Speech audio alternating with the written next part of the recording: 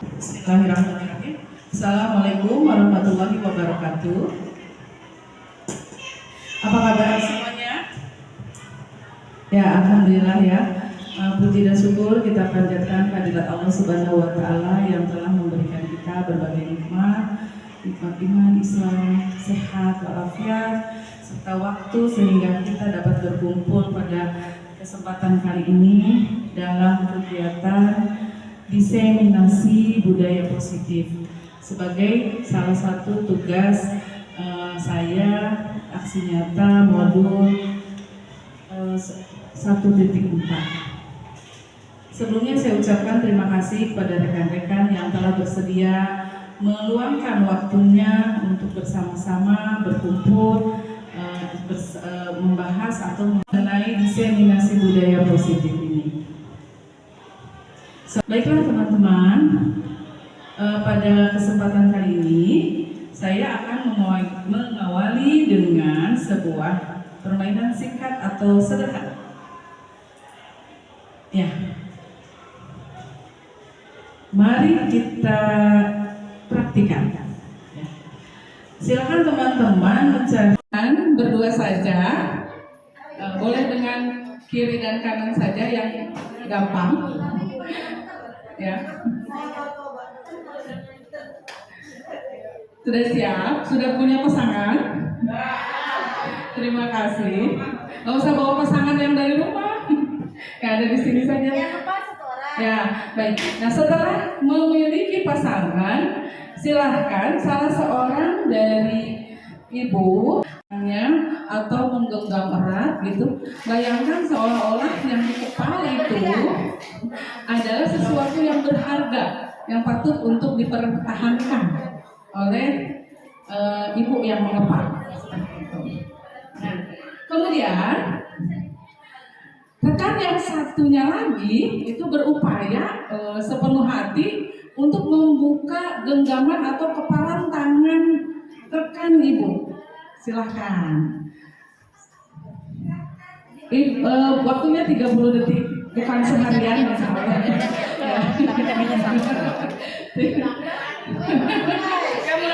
Silahkan dimulai. Sudah? Oh ya. Oh ya. Ya, ada yang.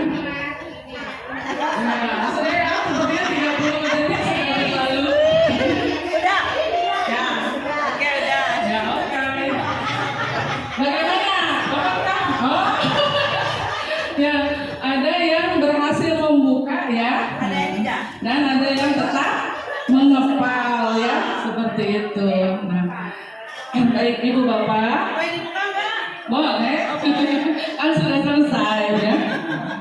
Sebetulnya apa sih gitu ya pelajaran yang dapat diambil dari permainan sederhana tadi? Nah, itu adalah ya kesimpulan ini adalah mengenai kontrol ya, kontrol diri atau simpulannya itu bahwa kita sendiri yang memegang kontrol atas kepalan tangan kita. Jadi ketika yang rekan yang mengepalkan tangan itu bisa dibuka kepalanya oleh rekan yang satunya lagi, bukan berarti dia terkontrol oleh rekannya, tidak.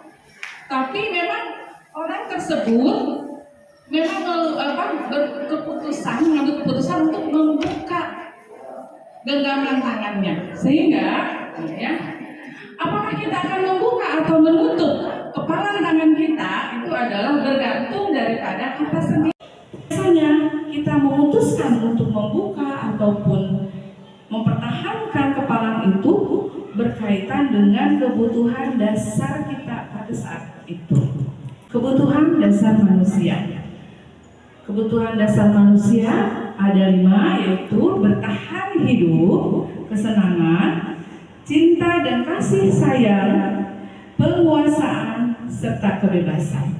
Nah, 5 kebutuhan dasar manusia itulah yang mempengaruhi kontrol kita, kontrol manusia atau individu ketika berperilaku. Menurut Dr. William Glasser dalam kontrol teori ada 4 pernyataan ya, Satu, ilusi bahwa guru mengontrol murid. Kita selama ini berpemikiran seperti itu ya. Yang kedua, ilusi bahwa semua perbuatan positif, efektif, dan bermanfaat. Yang ketiga, ilusi bahwa kritik dan membuat orang merasa bersalah dapat menguatkan karakter.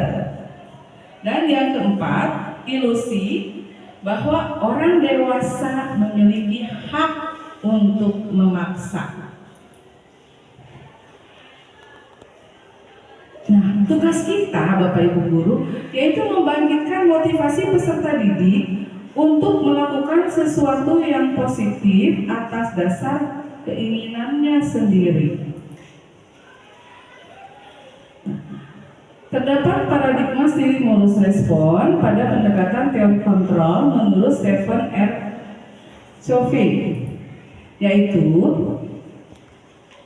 stimulus respon adalah realitas kebutuhan kita sama menurut stimulus respon, sementara menurut teori kontrol realitas kebutuhan kita itu berbeda. Lalu menurut stimulus respon semua orang melihat hal yang sama. Sementara menurut teori kontrol, setiap orang memiliki gambaran berbeda. Lalu kita mencoba mengubah orang agar berpandangan sama dengan kita, ya. Itu menurut pandangan stimulus respon. Sementara menurut teori kontrol, semua kita itu berusaha memahami pandangan orang lain tentang dunia. Lalu menurut stimulus respon juga, perilaku buruk dilihat sebagai suatu kesalahan. Sementara menurut teori kontrol, semua perilaku memiliki tujuan. Menurut stimulus respon, orang lain bisa mengontrol saya. Sementara menurut teori kontrol, hanya Anda yang bisa mengontrol diri Anda. Lalu, saya bisa mengontrol orang lain. Itu menurut stimulus respon. Sementara menurut teori kontrol, Anda tidak bisa mengontrol orang lain. Pemaksaan ada pada saat bujukan gagal menurut stimulus respon. Sementara menurut teori kontrol, kolaborasi dan konsensus menciptakan pilihan-pilihan baru. Dalam stimulus respon yang ada itu model berpikir menang atau kalah. Sementara dalam teori kontrol, model berpikirnya menang-menang. Jadi menang semua. Nah, dengan memahami teori kontrol, maka akan terbentuk disiplin positif yang akhirnya dapat menciptakan budaya positif di lingkungan sekolah. Disiplin positif. Menurut Ki Hajar Dewantara, berkaitan dengan disiplin positif ini, di mana ada kemerdekaan, disitulah harus ada disiplin yang kuat. Disiplin itu bersifat self-disiplin, yaitu kita sendiri yang mewajibkan kita dengan sekeras-kerasnya. Jikalau kita tidak cakap melakukan self-disiplin, wajiblah penguasa lain mendisiplinkan kita. Disiplin berasal dari bahasa Latin disiplina, yang artinya belajar. Tujuan disiplin positif yaitu menanamkan motivasi yang ada dalam diri murid, yaitu menjadi orang yang mereka inginkan dan menghargai diri sendiri dengan nilai-nilai yang mereka percaya. Untuk itu diperlukan motivasi berbentuk motivasi intrinsik atau internal sebagai bentuk kontrol diri dalam mencapai tujuan mulia yang mengarah pada nilai-nilai kebajikan universal. Nah, nilai-nilai kebajikan universal, ya, kita sudah memiliki profil pelajar Pancasila, ya. Profil pelajar Pancasila seperti yang sudah kita ketahui ada 6. 1. Beriman, bertakwa kepada Tuhan Yang Maha Esa dan berakhlak mulia. 2. Mandiri. 3. Bernalar kritis. 4. berkebinekaan global, 5 bergotong royong, 6 kreatif. Nah, ada juga nilai kebajikan universal menurut BO Primary Years Program atau YPP mengenai sikap murid, yaitu toleransi, integritas, menghargai, empati, kreativitas, percaya diri, rasa hormat, mandiri, antusias, keingintahuan, kerjasama, dan komitmen. Ya, saya yakin ya ibu bapak pasti sudah hafal di luar kepala yang sudah memahami mengenai ini. Nah, terkait dengan motivasi tadi, bahwa setiap orang itu ya dalam melakukan sesuatu itu ada motivasi ya mengaruhinya. Nah, itu terkait dengan untuk memenuhi kebutuhan dasar manusia. Nah, menurut Dan Gossen dalam bukunya Reconstructing School Discipline mengatakan ada 3 motivasi perilaku manusia. Ya, yang pertama itu adalah menghindari ketidaknyamanan atau hukuman. Nah, ini adalah motivasi yang paling rendah. Jadi motivasi dalam melakukan karena tujuannya tidak ingin mendapat hukuman. Misalnya anak, mengapa kamu mengerjakan tugas? Ya karena nggak mau dapat sanksi. Mengapa datangnya tepat waktu? Ya karena nggak mau dikasih hukuman. Ya, jadi melakukan sesuatu hal untuk menghindari hukuman. Kemudian yang kedua adalah mendapatkan imbalan, motivasi dengan harapan untuk mendapatkan imbalan atau penghargaan dari orang lain. Ya, nah ini baru step 2. Ya, jadi satu tahap di atas yang tadi pertama menghindari kenyamanan atau hukuman. Mendapatkan imbalan, harapan mendapatkan imbalan atau penghargaan dari orang lain. Nah itu jadi anak atau karena di sini objek kita murid ya, yaitu melakukan sesuatu karena menginginkan penghargaan atau imbalan dari orang lain. Misalnya apa? Kalau misalnya guru memberikan reward berupa hadiah. Kalau bisa mengerjakan tugas nanti ibu berikan hadiah. Nah akhirnya murid itu termotivasi mengerjakan tugasnya hanya untuk mengejar hadiah. Sehingga ketika hadiah itu tidak muncul lagi, maka motivasi si murid menurun kembali atau bahkan hilang. Jadi sifatnya yang pertama dan yang kedua ya adalah motivasi ekstrinsik atau motivasi yang berasal dari luar. Oleh karena itu keberadaannya tidak kekal, semu, ya, hanya sebatas tadi contohnya itu melakukan sesuatu untuk mendapatkan hadiah. Ketika hadiah tidak ada, iming-iming hadiah itu tidak ada, tidak termotivasi kembali. Gitu. Nah, yang ketiga atau motivasi yang tertinggi atau yang diharapkan adalah motivasi menjadi orang yang mereka inginkan dan menghargai diri sendiri dengan nilai-nilai yang mereka percaya. Nah, ini adalah sebuah motivasi intrinsik. Inilah yang harus kita munculkan pada diri murid-murid kita agar motivasi yang ada itu kekal, ya. Karena motivasinya adalah dari diri mereka sendiri, ya. Misalnya anak kecil yang belum bisa baca, ketika dia sudah bisa baca, ya, bekerja keras, berlatih membaca, kemudian dia bisa merangkai kata dan membaca, dia akan gembira, akan meluapkan kesenangannya dengan mungkin tertawa, teriak, bukan, ya, senang, meluapkan kesenangan itu terpancar nyata dan itu adalah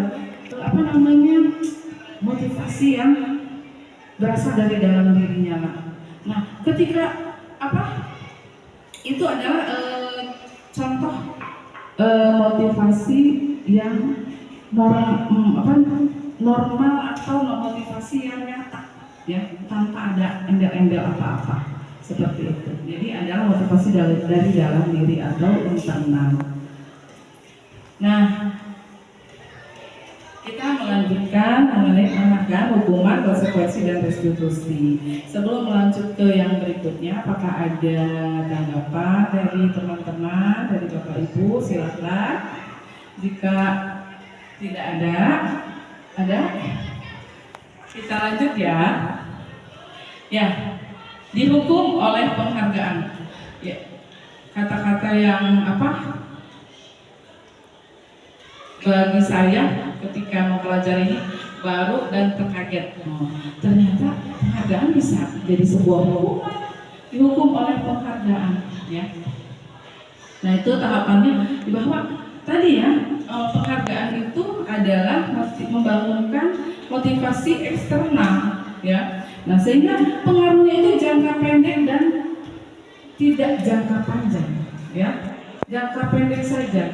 Ketika ada penghargaan, dia atau murid termotivasi, kalau tidak ada ya hilang. Dan sehingga tidak efektif jikalau kita menginginkan motivasi anak itu berkembang lama, gitu, mengendap dalam jiwa mereka. Nah itu tidak akan dapat tercipta. Dan bahkan penghargaan itu bisa merusak hubungan. Ya, kok bisa merusak hubungan? Iya, misalnya ketika ada anak yang mendapatkan, bisa kita sebut juara lah ya, juara 1, 2, 3 dalam sebuah perlombaan, kemudian ditampilkan ke depan, diberi hadiah. Nah itu tidak menutup kemungkinan bisa memunculkan rasa sedih, rasa iri bahkan pada siswa-siswa lain yang ikut perlombaan tapi tidak juara. Seperti itu. Nah, sehingga bagaimana? Ya sebaiknya kita hargai juga yang lainnya. Kita munculkan mereka punya kelebihan apa. Seperti itu. Jangan hanya mengekspos kepada murid yang taruhlah berprestasi saja, seperti itu, atau juara saja. Jadi kita pun harus menyentuh murid-murid yang lain yang belum berprestasi atau belum juara. Lalu penghargaan pun bisa mengurangi ketepatan, ya, dan dapat menurunkan kualitas serta mematikan kreativitas.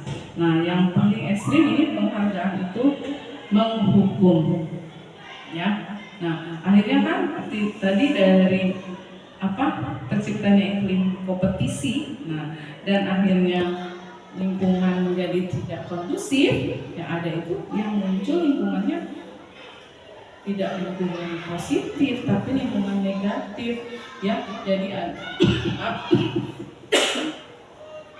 akhirnya tidak tercapai budaya positif yang diharapkan dalam lingkungan sekolah. Nah, tindakan terhadap suatu pelanggaran pada umumnya itu berbentuk hukuman atau konsekuensi. Nah, sementara dalam program disiplin positif bukan hukuman, tapi ada istilah yang disebut dengan restitusi. Apakah itu restitusi? Restitusi itu proses menciptakan kondisi bagi murid untuk memperbaiki kesalahan mereka, sehingga mereka bisa kembali pada kelompok mereka dengan karakter yang lebih kuat. Ya teman-teman, kita lanjutkan kembali. Kalau tidak ada tanggapan, ya baik, jangan segan ya jika saya sedang berbicara dan ingin menanggapi atau bertanya, silahkan nanti kita diskusikan sama-sama. Nah, terkait dengan hukuman, konsekuensi dan restitusi. Nah, hukuman adalah sebuah identitas gagal, ya. Mengapa? Nah, inilah perbedaannya nih, tanda perbedaannya. Sementara untuk konsekuensi dan restitusi itu sebuah ini bisa memunculkan identitas sukses, ya. Sukses ini berarti menimbulkan atau memunculkan sebuah kedisiplinan. Nah, hukuman sesuatu yang menyakitkan harus terjadi. Anak itu merasakan sakit jikalau diberi hukuman, ya. Konsekuensi itu sesuatu yang terjadi. Biasanya anak menyadari, nah, kamu melakukan melakukan pelanggaran ini, berarti konsekuensinya apa? Nah gitu. Dari kesadaran, ya kalau hukuman itu anak bisa apa tadi tersakiti. Sementara restitusi merupakan pilihan. Lalu hukuman tidak nyaman untuk murid untuk jangka waktu panjang. Sementara konsekuensi tidak nyaman untuk murid jangka waktunya pendek.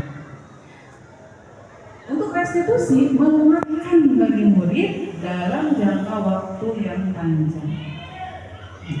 Kemudian untuk hukuman, korban mendapatkan keadilan. Korban ini ya. Untuk konsekuensi, korban bisa diabaikan. Nah, sementara untuk restitusi, korban mendapatkan ganti. Lalu untuk hukuman, murid akan tersakiti. Untuk konsekuensi, murid atau anak dibuat tidak nyaman. Nah, sementara dalam restitusi, anak mendapatkan penguatan. Untuk hukuman, perilaku pasif agresif meningkat. Nah, untuk konsekuensi, penguatan hanya bertahan dalam jangka waktu pendek. Makanya kalau sudah dibuat ini tapi begitu lagi, ya. Nah, sementara untuk restitusi pada tujuan memecahkan masalah atau masalah terpecahkan. Nah, hukuman sistem tidak akan berjalan bila murid tidak takut. Ya. Jadi hukuman sistem tidak akan berjalan bila murid tidak takut. Jadi kalau murid tidak takut ya tidak ngefek, ya, tidak berefek. Nah, sementara konsekuensi memerlukan monitoring dan supervisi terus-menerus dari guru. Nah, untuk restitusi, murid belajar bertanggung jawab akan perilakunya. Lalu, hukuman berlaku hanya pada sebuah institusi, tidak berlanjut pada kehidupan nyata. Untuk konsekuensi, membantu penerapan mengikuti peraturan dalam masyarakat, sementara restitusi fokus pada pemecahan masalah dalam jangka waktu yang panjang. Jadi bukan hanya di institusi saja, ya. Hukuman, peraturannya adalah contohnya.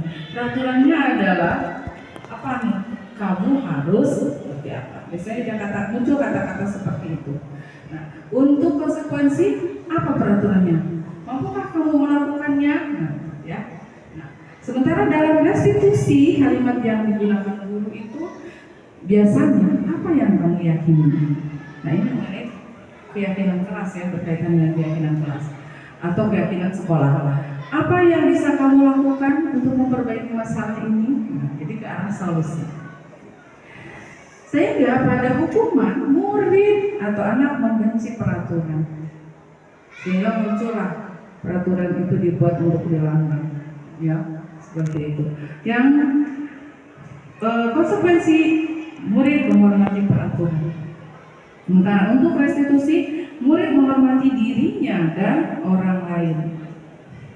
Nah, untuk sikap yang muncul untuk hukuman dan konsekuensi itu sifatnya netral. Sementara untuk restitusi itu positif. Muncullah kata seperti ini atau kalimat seperti ini. Awas kalau dilakukan lagi ya, nanti awas kamu ya. Nah itu pada hukuman. Untuk konsekuensi, lakukan apa yang saya katakan. Ya, sementara pada restitusi, apakah hal ini yang sesungguhnya ingin kamu lakukan? Nah, sehingga dalam hukuman yang ada adalah modelnya paksaan. Dalam konsekuensi, stimulus respon yang tadi sudah dibahas ya, stimulus respon. Dan untuk adalah teori kontrol yang diperlakukan. Nah, yang akhirnya bisa mendorong pada murid itu kalau hukuman mendorong ada munculnya rasa menyalahkan diri, ya. Kalau untuk konsekuensi patuhan dan untuk restitusi yaitu mendorong disiplin positif. Nah, bisa disimpulkan konsep diri pada hukuman itu memunculkan konsep diri yang buruk. Nah, untuk konsekuensi memunculkan konsep diri yang baik. Dan untuk restitusi memunculkan konsep diri yang kuat.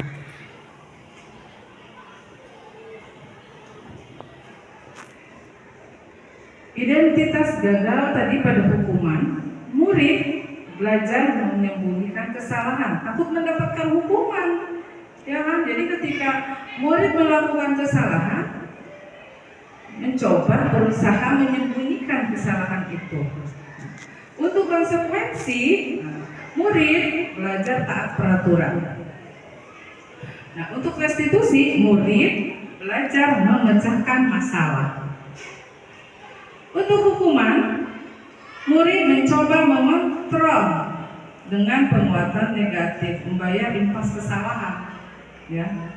Jadi bisa muncul itu dendam, ya. Nah, sementara konsekuensi mencoba mengontrol anak dengan penguatan positif. Nah, untuk restitusi, anak paham bahwa dirinya sendiri yang memegang kendali kontrol. Hukuman dampaknya pada murid adalah marah, merasa bersalah, rendah diri, mengasingkan diri. Untuk konsekuensi, dampak pada muridnya kehilangan hak, waktu jeda seorang diri, dan penahanan. Sementara untuk restitusi, dampaknya murid tidak kehilangan waktu, namun bersemangat untuk memperbaiki diri. Berarti positif, ya. Untuk hukuman, sifatnya itu tiba-tiba, ya, hukuman itu tiba-tiba, tidak ada pemberitahuan di awal atau seperti apa? Kalau bahasa kitanya ujuk-ujuk, gitu ya. Tidak diharapkan atau sangat melukai. Kalau konsekuensi sudah diketahui, anak sudah tahu jika melakukan pelanggaran apa, maka konsekuensinya apa, gitu. Ya, beda kalau hukuman itu ya tiba-tiba semaunya yang beri hukuman, gitu. Nah, sehingga konsekuensi itu masuk akal. Nah, untuk restitusi berupa undangan untuk mengadakan restitusi. Jadi anak diajak untuk berbicara, ya, membahas permasalahannya. Nah, hukuman dibuat oleh guru. Nah, konsekuensi dibuat oleh guru dan murid. Sementara restitusi itu dibuat oleh murid. Lalu hukuman menyakitkan. Guru menjalani konsekuensi dengan menyalahkan, mengkritik, merendahkan. Konsekuensi itu membantu. Guru menyatakan peraturan, melakukan peringatan, dan menerapkan konsekuensi. Untuk restitusi sifatnya menguatkan. Guru menyebutkan keyakinan kelas, membimbing kerangka acuan berpikir restitusi murid atau anak.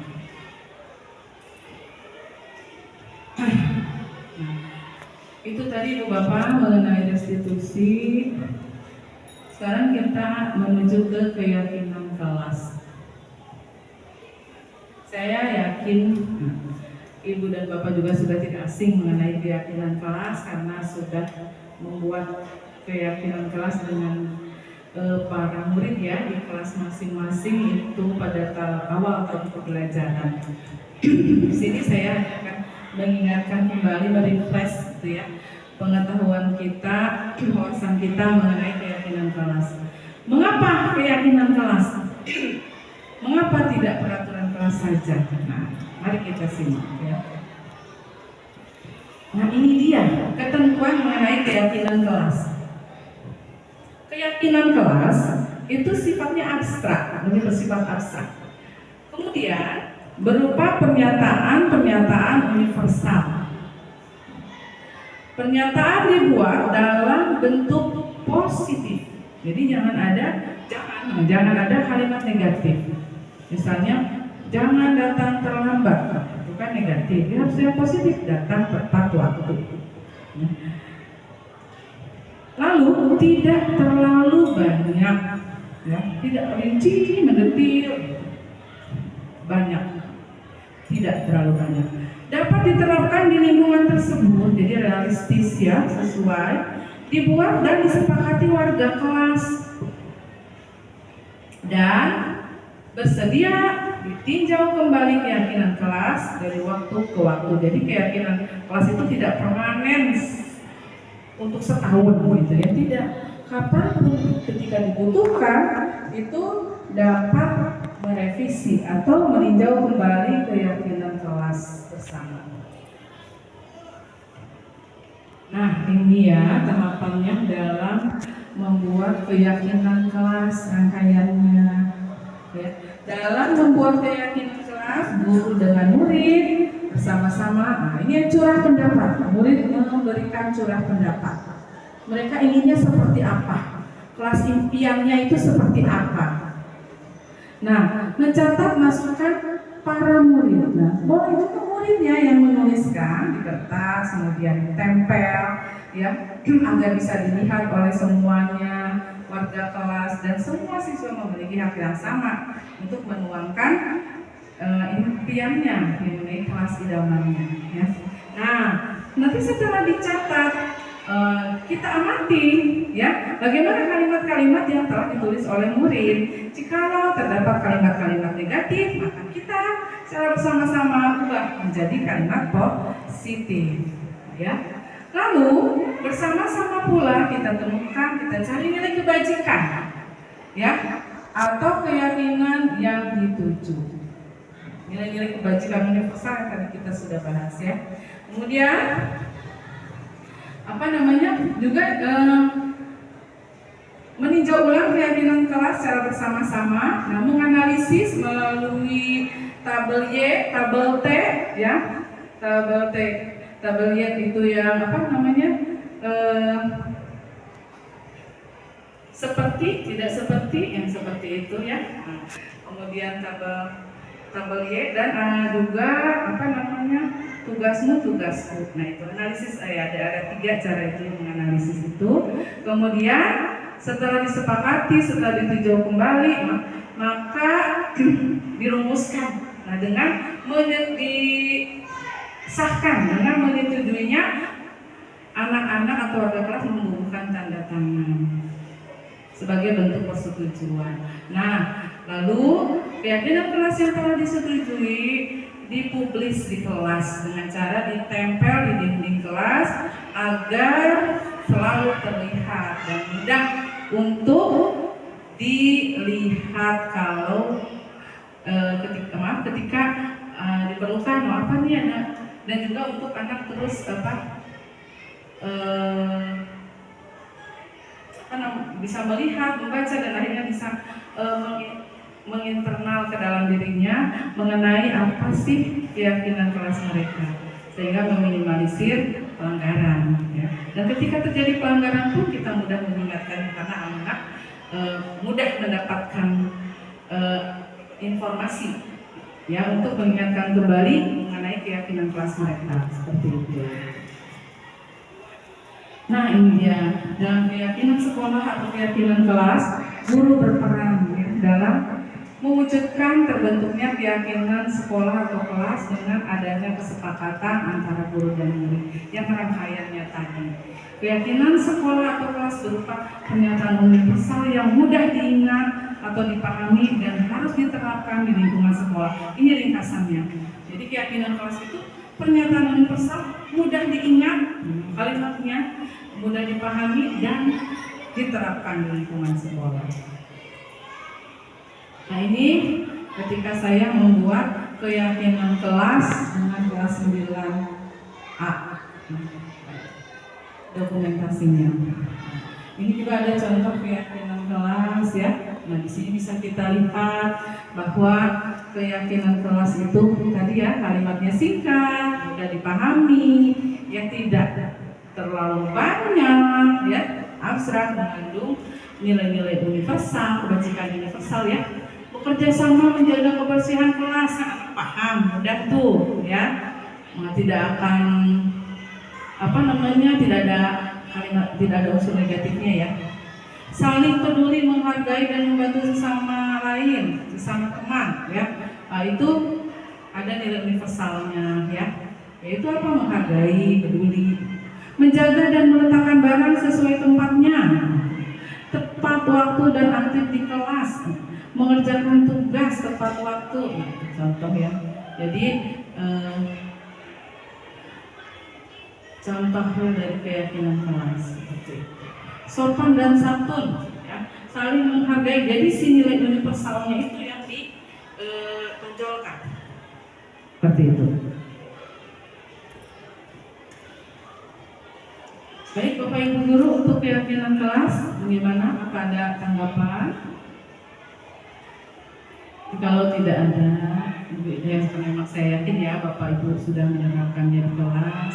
Nah, sekarang kita melanjutkan kepada bagaimana posisi guru jika ada yang melanggar keyakinan kelas. Pasti ya, tidak ada kelas yang tidak ada bebas pelanggaran terhadap keyakinan kelas. Pasti ada saja. Sisi kontrol guru itu ada 5, yaitu penghukum, ini yang paling rendah ya. Kemudian pembuat rasa bersalah, lalu posisi teman, posisi kontrol teman, pemantau dan manajer. Nah, tentu saja posisi yang paling ideal adalah posisi manajer, ya. Nah, kemudian diringkas pula, ya, untuk penghukum. Nah ini ya, seorang penghukum bisa menggunakan hukuman fisik maupun verbal. Orang-orang yang menjalankan posisi penghukum senantiasa mengatakan bahwa sekolah memerlukan sistem atau alat yang dapat lebih menekan murid lebih dalam lagi. Nah, biasanya nih perkataan yang muncul, patuhi aturan saya atau awas gitu, ya. Kemudian kamu selalu saja salah, kamu lagi, pasti selalu begitu, ya.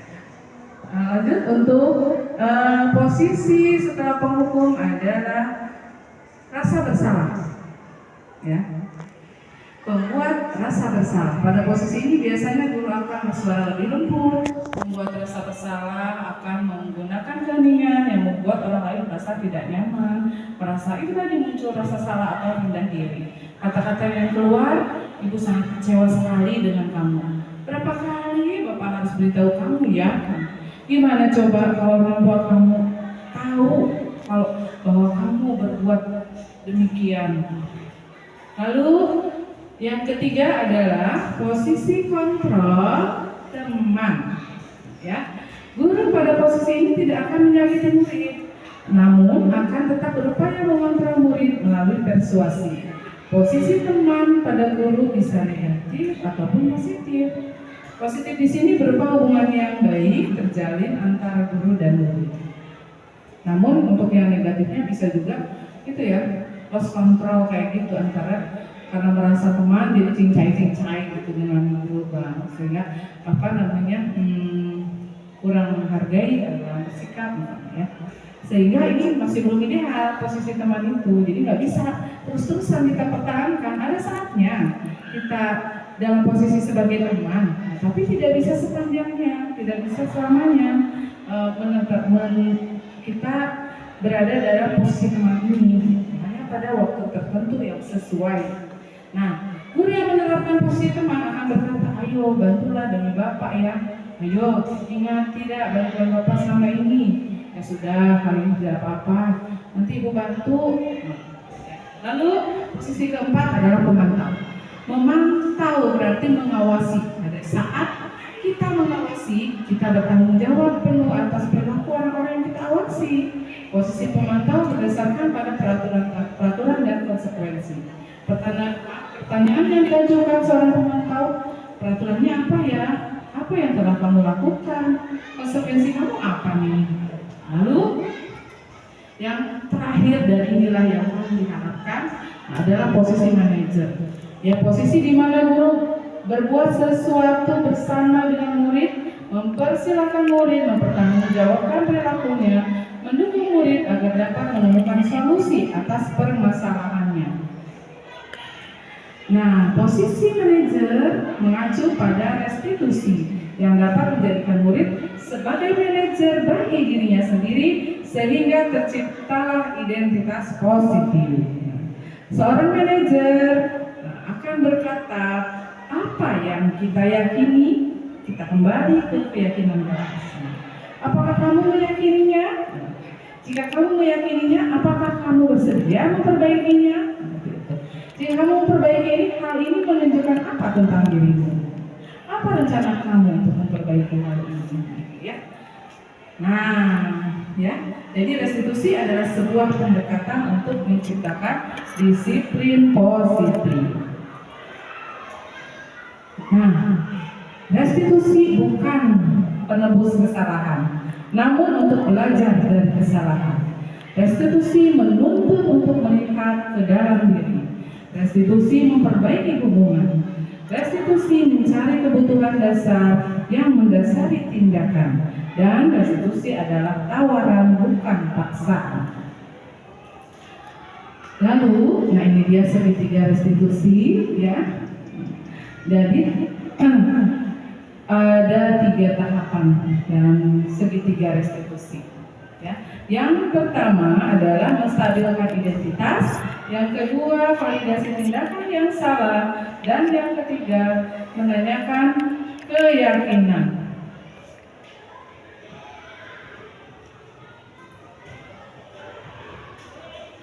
Ya,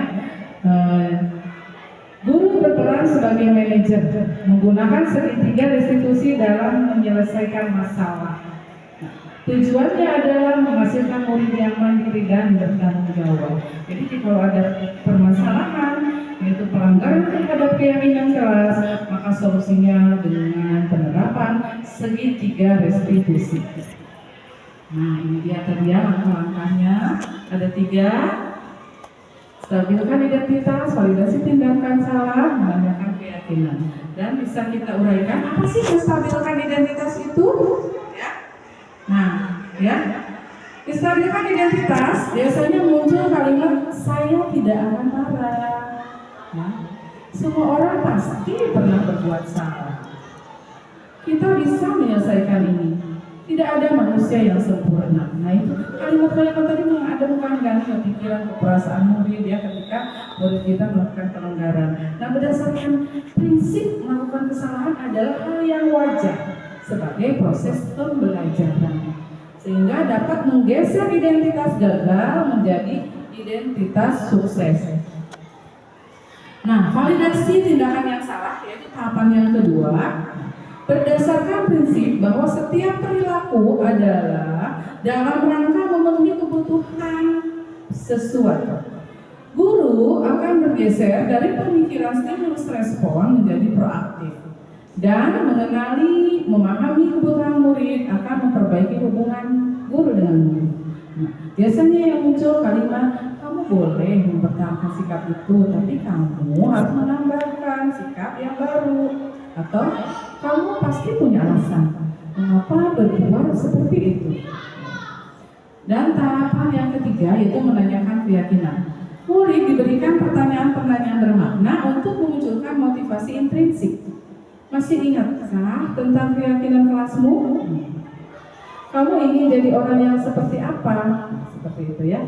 Nah, murid mampu mengaitkan keyakinannya dengan tindakan yang salah. Nah itu tadi 3. Nah ini saya telah praktik segitiga restitusi kepada murid yang melakukan pelanggaran kesepakatan kelas. Nah dari apa yang tadi telah saya uraikan, teori kontrol, motivasi intrinsik, keyakinan kelas, posisi guru, dan restitusi, semua ini bertujuan untuk menciptakan disiplin positif di sekolah yang akhirnya semua itu dapat menciptakan budaya positif di lingkungan sekolah, muncul dan berkembang di lingkungan sekolah budaya positif ini. Nah, alhamdulillah ya di sekolah kita sudah beragam budaya positif yang dilakukan di SMP Negeri 2 Atas itu. Seperti kegiatan intar di hari Jumat ya, di mana kondisinya juga dari siswa ya, kemudian namanya siswa yang mengaji, siswa yang memberikan materi ceramah, ya, dan membawakan acaranya. Jadi ini ajang pembelajaran siswa di bidang kerohanian. Kemudian ada Jumat bersih, ya, Jumsi. Nah, ini biasanya siswa membersihkan lingkungan, bukan hanya kelas ya, tapi lingkungan di sekitar kelas dan lingkungan sekolah seperti taman, ya, fasilitas umum dengan cara pembagian tugas. Kemudian ada olahraga Jumat. Nah, ini untuk budaya positif kesehatan, ya, menjaga kesehatan. Ada literasi. Nah, kemudian pembiasaan berbaris di awal pembelajaran di depan kelas, ya, kemudian menyanyikan lagu Indonesia Raya dan berdoa sebelum dan sesudah belajar. Dan pembiasaan membawa tempat makan dan minum dalam upaya mengurangi atau menekan jumlah sampah, yang diet sampah. Nah, ini ya dokumentasinya.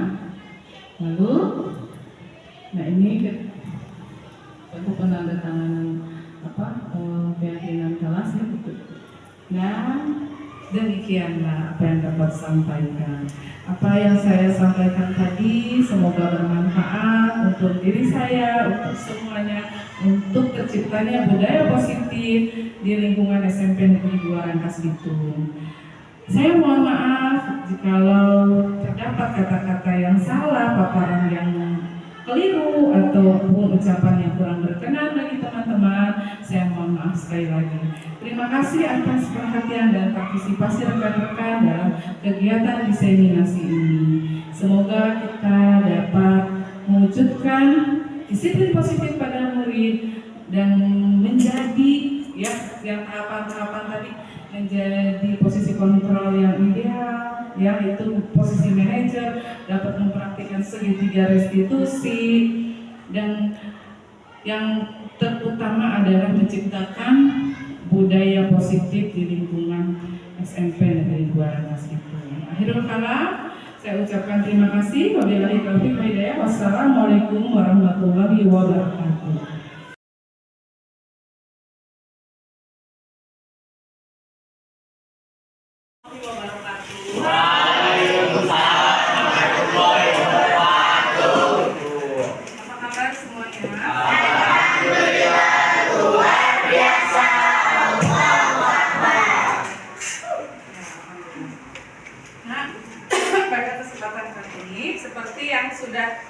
Sampaikan sebelumnya, kita akan membuat keyakinan kelas, ya.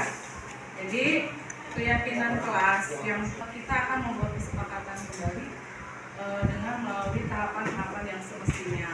Semoga kesepakatan yang akan kita buat nanti hasilnya itu dapat kita sepakati bersama, kemudian dapat dilaksanakan dengan penuh tanggung jawab, ya. Karena kesepakatan itu singkatnya, ya, adalah peraturan saja. Peraturan yang dibuat itu yang sudah menyesuaikan dengan aspirasi kalian. Jadi biasanya kalau peraturan itu biasanya dibuat oleh sekolah, guru, kalian hanya tinggal terima jadi, betul tidak? Nah, kalau kesepakatan kelas itu adalah dari kalian, ya, kalian yang merumuskan, kemudian setelah kita bahas bersama dan disepakati oleh kelas secara keseluruhan, baru disahkan atau dinyatakan sebagai keyakinan kelas. Jadi poinnya adalah sebetulnya aturan. Dan kemudian muatannya adalah hal-hal nilai-nilai kebajikan. Jadi hal-hal positif, ya. Tujuannya adalah untuk mengembangkan karakter, potensi karakter yang ada pada diri kalian. Jadi hindari kalimat negasi atau kalimat negatif. Seperti itu. Ya, ini gua hanya mengingatkan kembali. Baik, ada yang ingin ditanyakan dulu? Nah, berarti apa nih sekarang? Ya, sekarang kalian nanti akan ibu berikan kertas. Kalian silakan tuliskan. Kamu tuh menginginkan kelas yang seperti apa? Karena kita ini tujuannya untuk kelas, ya, keyakinan kelas 9. Mungkin kelas yang damai, gak ada keributan, berarti saling menghargai, misalnya ciptaannya apa. Jadi kok impian kamu inginnya seperti apa? Jadi kamu bisa mendasarkan kepada apa yang telah terjadi dan kemudian kamu tidak ingin hal itu terjadi lagi, misalnya. Paham tidak? Nah, misalnya yang biasanya masih suka ada yang merundung. Wah, ini kamu kelasnya bebas merundungkan. Paham? Baik, Ibu akan memberikan kertas.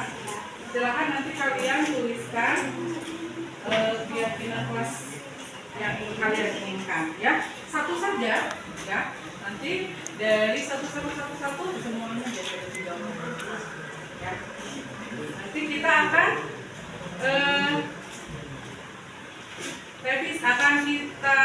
pelajari yang mana bisa kita jadikan keyakinan kelas dan mana yang tidak.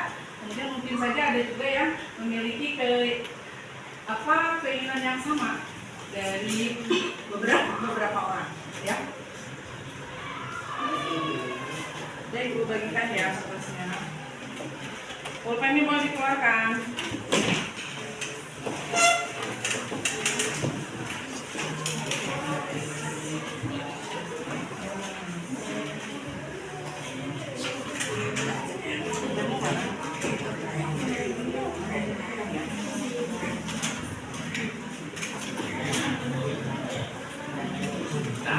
Silakan kalau yang tulis yang sudah menerima.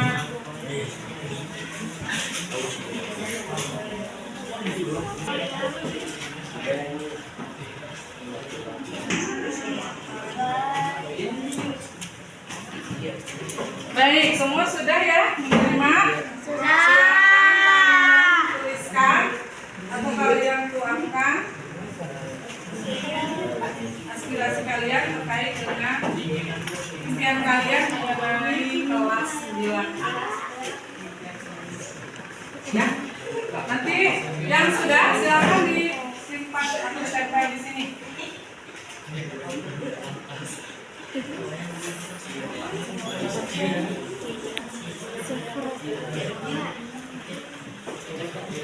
Aku itu mau.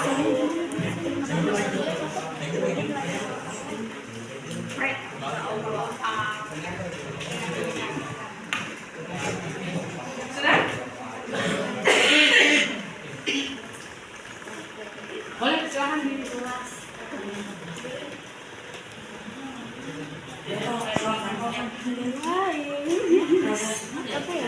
Anak-anaknya.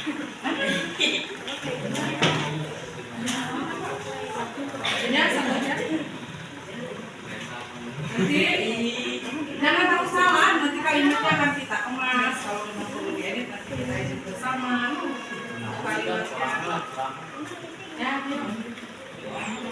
sudah ada. Sudah. Apa ya namanya? Udah.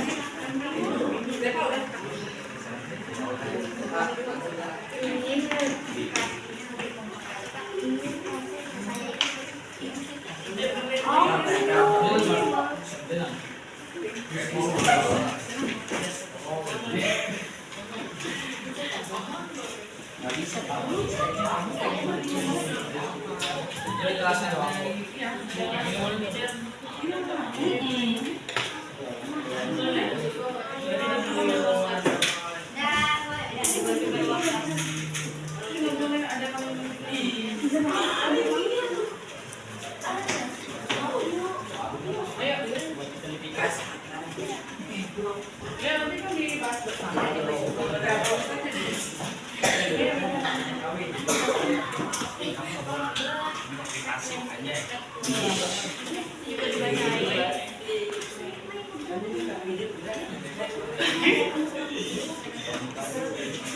Jangan ragu-ragu, nanti juga akan kita bahas bersama mana yang menerima atau yang sesuai dan nanti akan disesuaikan.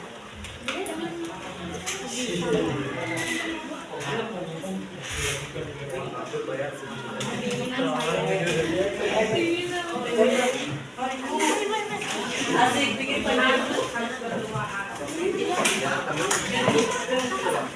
ya, silakan, ayo.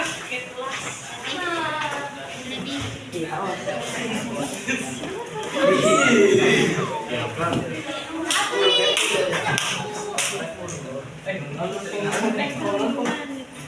boleh, nggak usah diralat. Boleh, jadi masalah. Boleh nama atau tidak jadi masalah. Banyakin kali pas video. Bebas salah waktu. Ruang kelas. Ya, ya. Yang sedang silakan kembali ke tempat.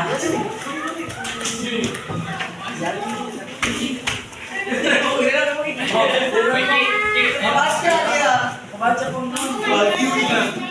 gimana aja lagi?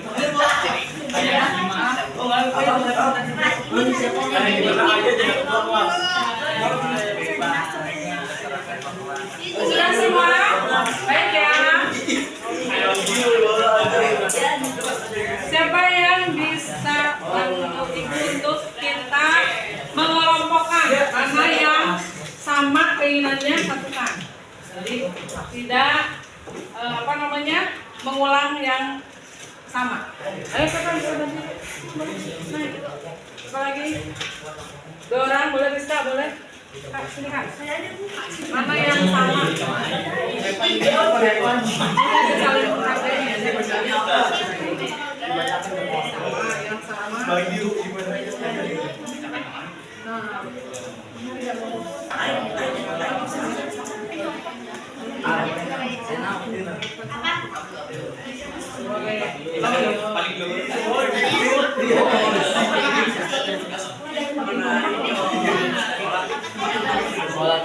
Kita akan sedang mengelompokkan dulu ya. Ternyata ada yang sama aspirasinya ya terkait keyakinan kelas.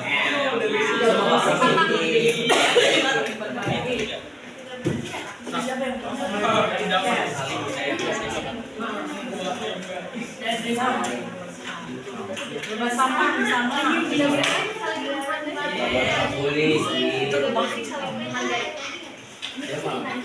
Nih, nama tiket nih.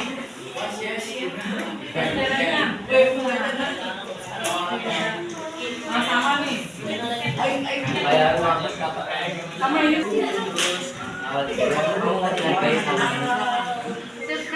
Ini tiket nih. Ini apa ini?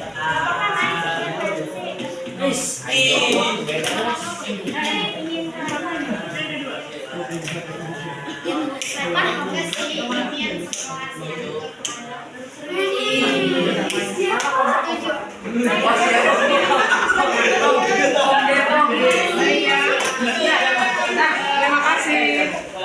Nah, ini ya sudah dikelompokkan. Jadi bisa disimak dulu. Ya, mau perhatian ya.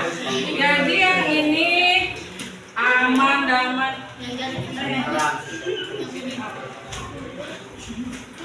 Yang ini sama nih, kelasnya tidak berisik katanya nih. Di kelas tidak berisik, di sini aman damai. Aman damai. Nah, ya. Kemudian piket ini tentang kewajiban piket. Ya. Ini semua nih tentang piket. Itu. Ini tuh kalau pasang tiket yang pertama di Iya.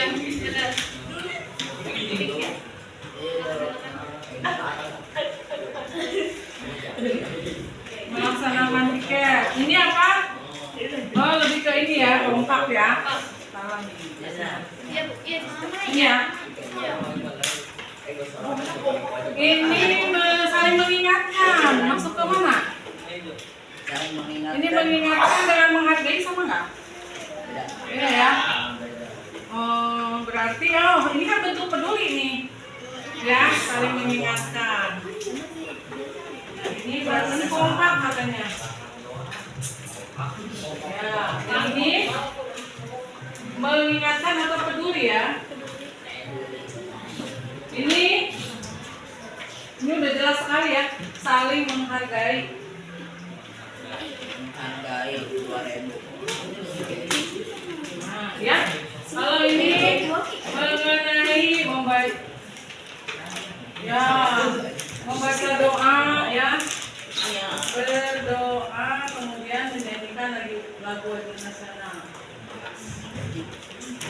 Ini Indonesia Raya ya.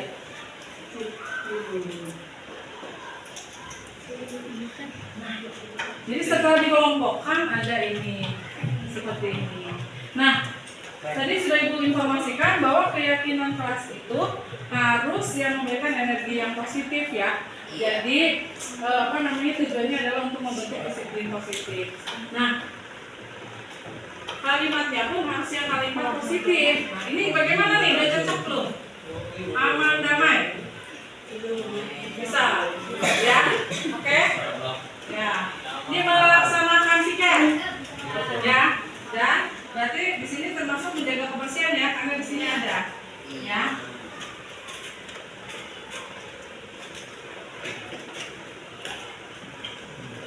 Oke, terus yang ini kompak. Kompak ini enggak apa? Apa ya? Ada yang bisa lebihnya kalau kompaknya untuk hubungan gimana? Gimana nih kompaknya? Udah, saya tugas belum, saya juga belum. Sama-sama kerjakan. Nah, itu kompak tidak? Kompak itu bukan yang diinginkan.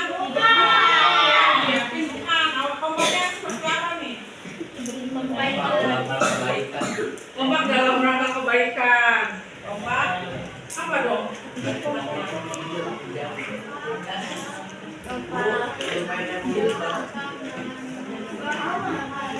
Kompak dalam hal positif. Dalam kebaikan. Nah ini saling memberi sudah cocok? Cocok? Ini peduli. Jadi mengingatkan ini di situ sering ada yang ingin ingatkan. Kalimatnya ini sudah positif semua kan? Ya, sudah menjadi kalimat positif semua. Nah, kita akan analisis dulu.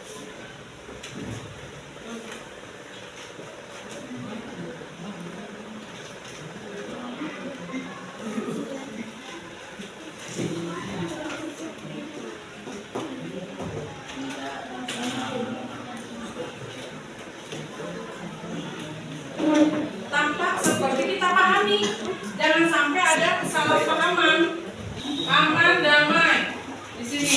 Jadi tampak sepertinya kelasnya aman. Kalau aman itu tidak tampak seperti apa? Jadi lawannya yang kita inginkan kelasnya aman dan damai. Berarti ya tidak tampak seperti berisik. Berisik itu gimana? Rusuh. Ribut. Ya. Gitu ya, paham tidak? Nah, siapa yang akan melanjutkan nih? Menjaga kebersihan atau berarti kelasnya bersih, tidak tampak seperti nah gitu. Ayo silakan.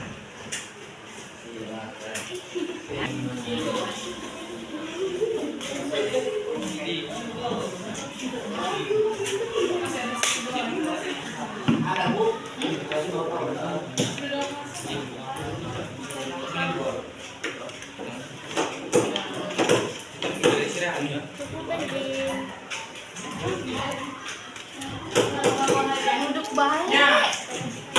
Tidak tampak sepertinya apa? Nah, betul ya. Kompak dalam kebaikan tidak tampaknya bermusuhan, ya, berantem. Ada kan?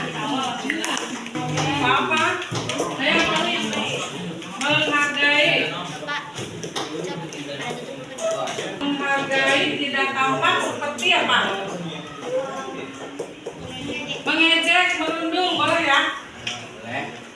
Maksudnya tidak seperti berarti kalau ada yang merundung, dia melanggar keyakinan kelas, gitu. Ya nggak? Ya. Nah.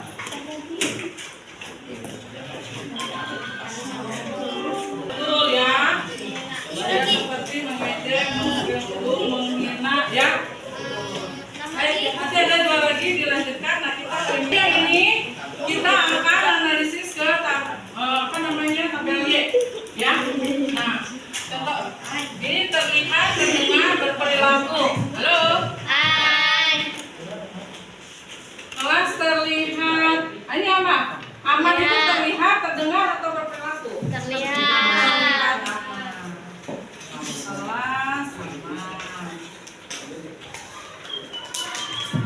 Ya.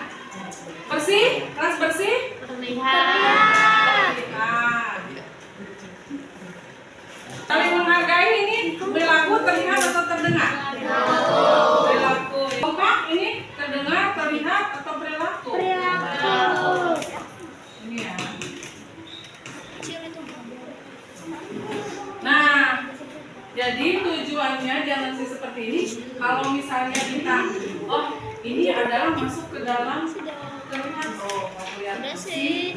Arti itu sudah kalian lakukan kesepakatannya. Nah kemudian kita pahamkan lagi, halo, Hai. dengan Emoji. tugas saya, tugas kamu. Gimana? Ya, ini tugas saya, tugas kamu, yaitu tugas murid, tugas guru.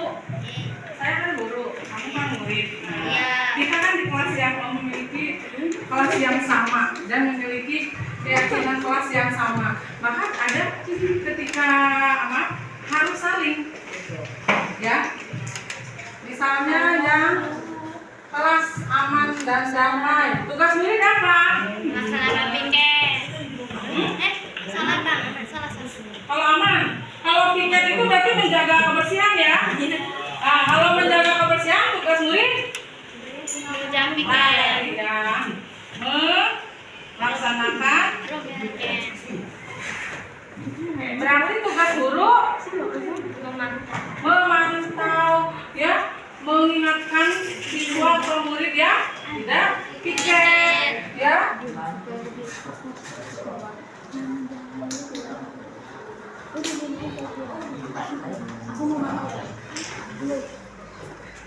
Kalau misalnya ada yang tidak piket kemudian diingatkan, apakah ibu melakukan peran ibu atau tugas ibu?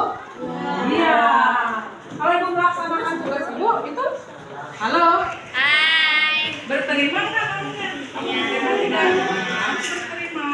Ya. Keyakinan yang sudah kita sepakati. Tugas muridnya apa?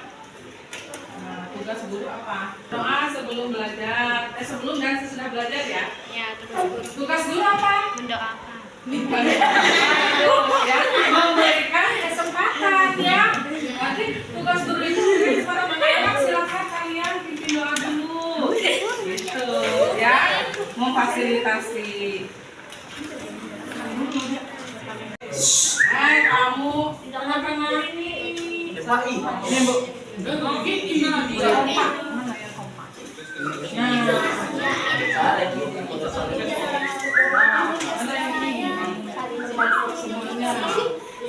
Nih ya. Ya.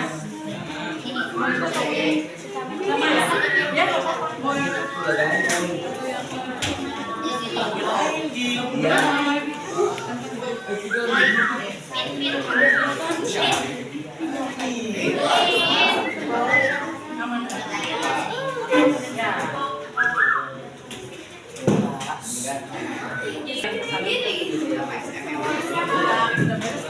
Ya.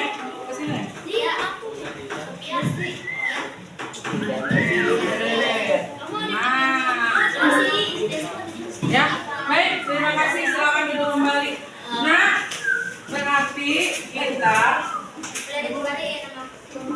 jaminan kelasnya sudah terbuat. Nah, ibu ya menyediakan form untuk kalian menandatangan, sehingga dengan tanda tangan ini, oh yakin, oh memang kalian di rumah menyetujui pembuatan atau adanya keyakinan kelas tersebut. Ya, baik. Sebelum mulai tanda tangan, kita sama-sama ya. Kita bismillah ya. Semoga keyakinan kelas yang sudah kita buat dapat menciptakan kelas ya. Apa kamu kelas inginnya tadi? Damai. Damai. Kemudian Kompak. Kebersihan. peduli. Aman, oh aman. Ya. Pasti. Ternyata apa yang kalian inginkan itu setelah di rank itu adalah sama gitu loh. Berarti kalian punya pikiran yang sama. Nah, tinggal komunikasinya, gitu ya. Baik. Nah, form ini adalah daftar tanda tangannya. Silakan yang Ibu panggil ke depan. Ahmad Dela Alfi.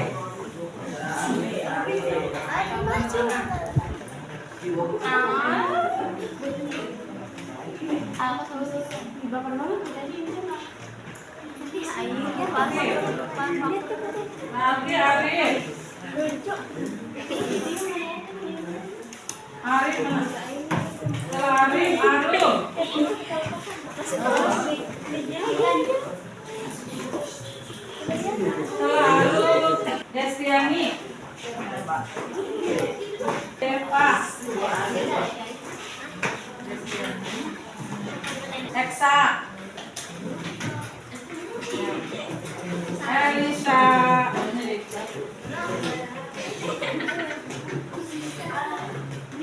Gadis. Ke gadis Intan.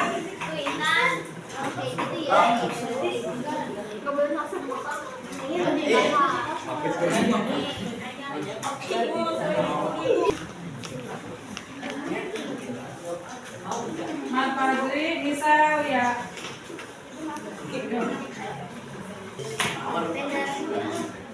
Apa sih?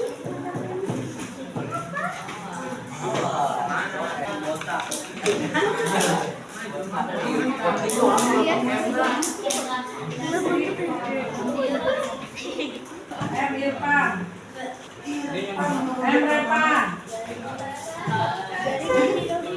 Naila. Spiritus. Mana kita berdobi?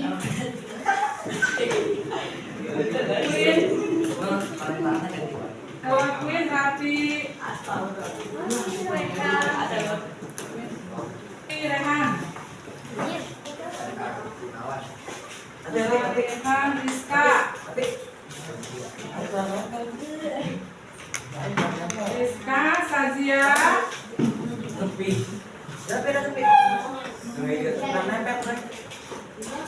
Sazia. Ya. Siti Melda Satya Zahra. Dan terakhir Jupa.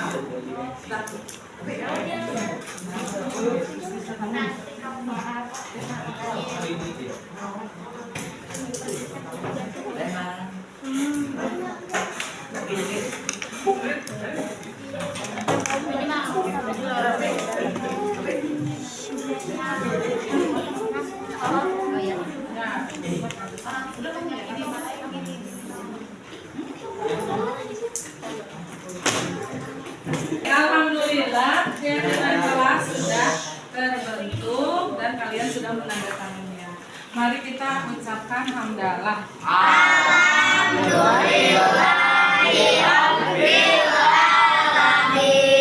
Assalamualaikum warahmatullahi wabarakatuh.